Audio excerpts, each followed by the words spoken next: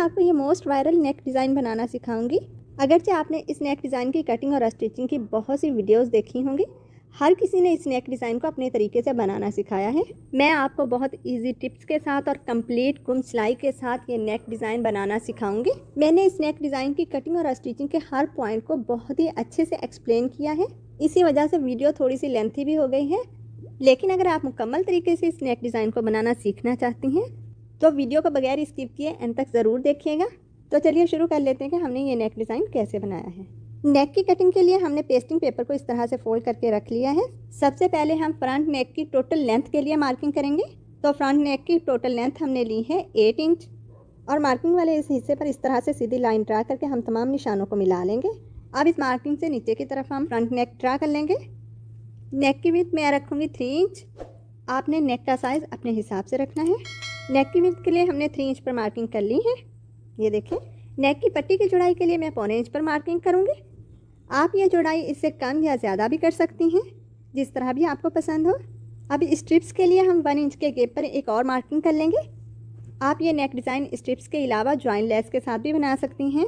Join less के साथ ये नेक डिज़ाइन बनाने के लिए आप ये गैप 1 इंच के बजाय जॉइन लेस की सिलाई का दबाव जितने हिस्से को छोड़कर जॉइन लेस की चौड़ाई के बराबर रख सकती हैं। देखिए, जिस तरह से इस जॉइन लेस के सिरे वाले हिस्से छोड़कर जॉइन लेस की चौड़ाई 1/2 इंच है, तो ये मार्किंग बजाय हम 1 इंच के 1/2 इंच के गैप पर कर लेंगे। अब एक और मार्किंग हम एक्स्ट्रा पेस्टिंग पेपर कट करने के लिए कर लेंगे। मार्किंग हमारी कंप्लीट हो चुकी है। अब हम नेक की शेप ड्रा करेंगे।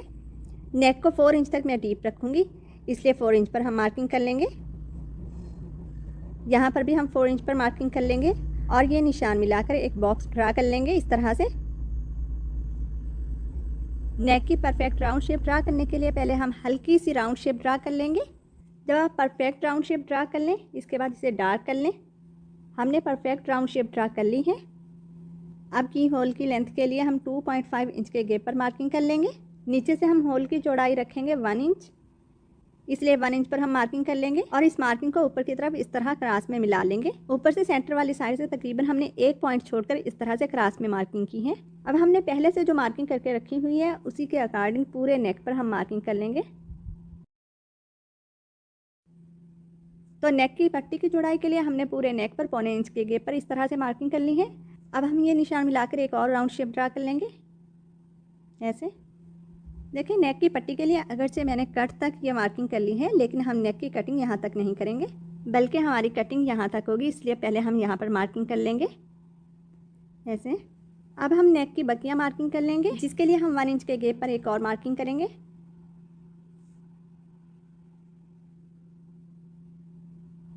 इस मार्किंग के बाद हम एक्स्ट्रा पेस्टिंग पेपर कट करने के लिए मार्किंग कर लेंगे।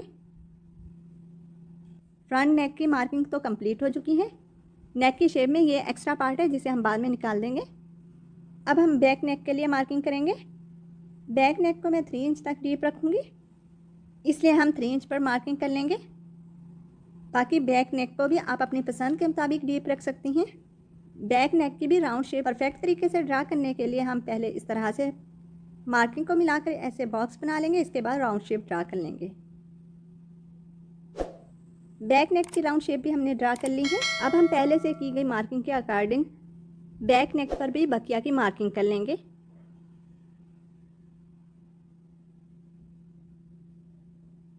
ये मार्किंग हमने फ्रंट साइड के गैप को बराबर रखते हुए पूरे नेक पर करनी है।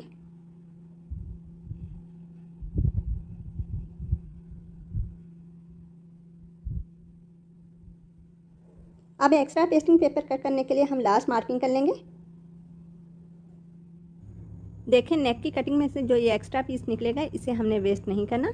हमने अच्छे से नेक की शेप तो ड्रा कर ली है। अब नेक की शेप को फिनिशिंग के साथ कट करने के लिए या तो पेस्टिंग पेपर को हल्का सा आयरन की मदद से प्रेस कर लेंगे या फिर हम पेस्टिंग पेपर को पिन अप कर लेंगे इस तरह से। इसके बाद हम नेक की कटिंग स्टार्ट करेंगे। नेक की शेप को नीटली कट करने के लिए पहले हमने एक्स्ट्रा पेस्टिंग पेपर कट कर दी है। अब हम पूरे नेक की कटिंग कर लेंगे। जितना फिनिशिंग के साथ आप इस नेक की शेप को कटिंग कर लेंगे उतना ही आपका ये डिज़ाइन फिनिशिंग के साथ बनेगा। पेस्टिंग पेपर का ये एक्स्ट्रा पार्ट जो कि हम नेक की शेप से निकालेंगे, इसे हमने वेस्ट नहीं करना, बल्कि इस पीस को हम साइड पर रख देंगे, क्योंकि आगे चलकर ये पीस हमारे यूज़ में आएगा।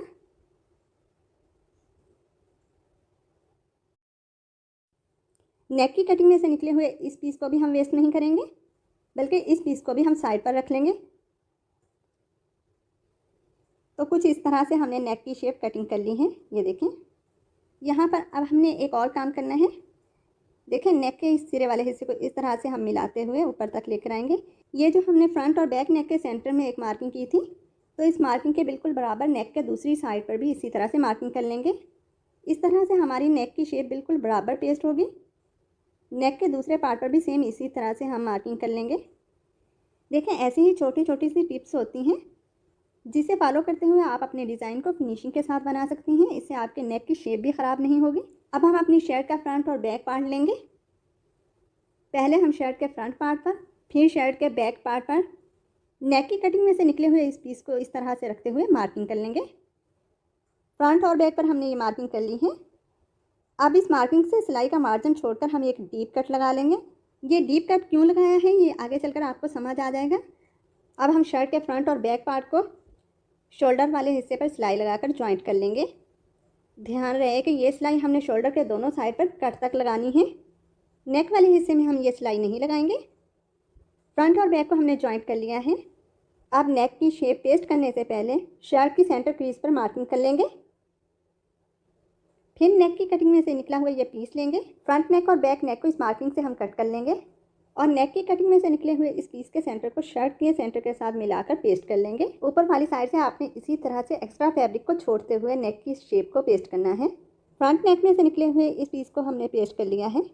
अब शर्ट के फ्रंट और बैक के इस एक्स्ट्रा फैब्रिक को इस तरह से हम फ्रंट साइड की तरफ फोल्ड कर देंगे और बैक पीस पेस्ट करने से पहले अच्छे से आयरन की मदद से प्रेस कर लेंगे। अब हम नेक की कटिंग में से निकला हुआ बैक पीस लेंगे और इस पीस को फ्रंट पीस के साथ अच्छे से सेट करके शर्ट के साथ पेस्ट कर लेंगे। ये देखें, इस तरह से। अब हम अपने नेक की शेप पेस्ट करेंगे। नेक की शेप का इस हिस्से से हम मिड पॉइंट बना लेंगे और इस मिड पॉइंट को शर्ट के मिड पॉइंट के साथ मिलाकर रख लेंगे ऐसे। और फिर पेस्ट करने से पहले नेक की फ्रंट शेप को अच्छे से सेट करके रख लेंगे इस तरह से। पहले हम नेक के एक साइड से हाफ शेप आयरन की मदद से पेस्ट कर लेंगे, फिर हम सेम इसी तरह से नेक की दूसरी साइड भी पेस्ट कर लेंगे। दोनों साइड से हमने नेक को पेस्ट कर लिया है।